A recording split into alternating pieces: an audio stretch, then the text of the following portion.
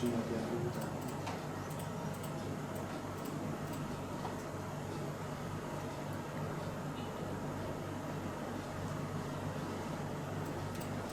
Mesela ben bugün belki gelemeyebilirim, yarın gelip alacağım.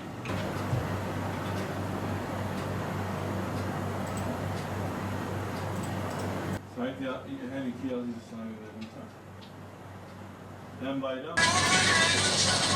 Hey, I got a Glock in my...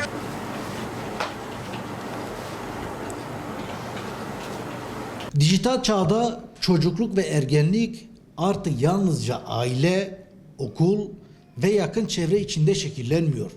Sosyal medya platformları bu sürecin en güçlü aktörlerinden biri haline gelmiş durumdadır. Bu nedenle sosyal medyayı yaş sınırı getirilmesi meselesi bireysel tercihten çok toplumsal bir koruma sorunu olarak ele alınmalıdır. Daha önce dijital dünyanın olumsuz etkilerine karşı güvenli internet hizmeti gibi önemli adımlar atılmıştı.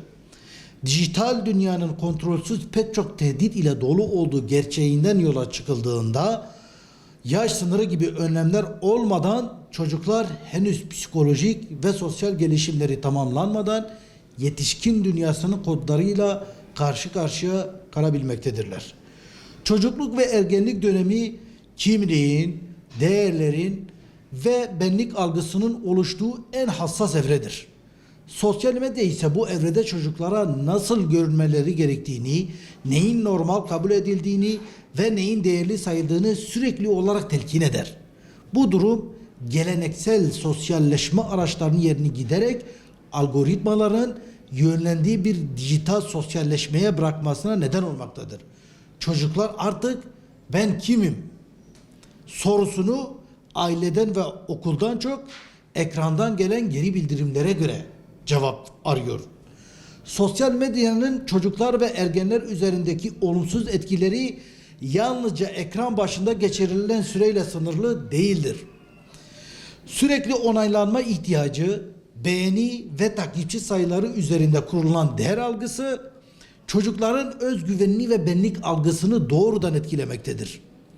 Ayrıca hızlı ve yüzeysel içerik tüketimi, dikkat süresinin kısalmasına, sabırsızlığa ve derin düşünme becerisinin zayıflamasına yol açmaktadır. Bu durum sadece akademik başarıyı değil, uzun vadede bireyin düşünme, sorgulama ve üretme kapasitesini de olumsuz etkilemektedir. Eğitim açısından bakıldığında sosyal medya öğrencilerin ders başarısı üzerinde ciddi bir odaklanma sorunu yaratmaktadır. Sürekli gelen bildirimler ve hızlı içerik akışı öğrenme sürecini bölmekte ve kalıcı bilgiyi zorlaştırmaktadır. Buradaki asıl risk başarısız öğrencilerden çok odaklanmayan bir neslin yetişmesidir. Bu toplumsal üretkenlik ve sosyal ilişkiler açısından da önemli bir tehlike oluşturmaktadır. Bu noktada sıkça sorulan sosyal medya yerine çocukları neyle meşgul etmeli sorusu önem kazanmaktadır. Sosyolojik olarak çocuklar ekrandan uzaklaştırmanın yolu onlara ekran kadar güçlü ve anlamlı sosyal alanlar sunmaktır.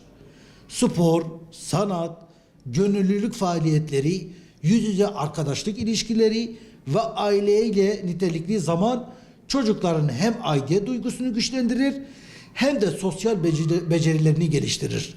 Dijital dünyada ise çocukların sadece tüketici değil, üretici olmalarını teşvik etmek daha sağlıklı bir yaklaşımdır.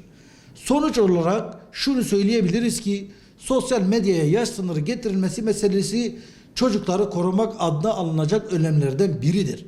Dijital dünyanın etkilerine karşı alınacak önlemler çocukların kendi gelenekleri, görenekleri ve kültürel değerleriyle yetişmesi, aidiyet duygusu güçlü, sorumluluk bilinci gelişmiş ve toplumsal bağları kuvvetli bireyler olmalarını sağlar.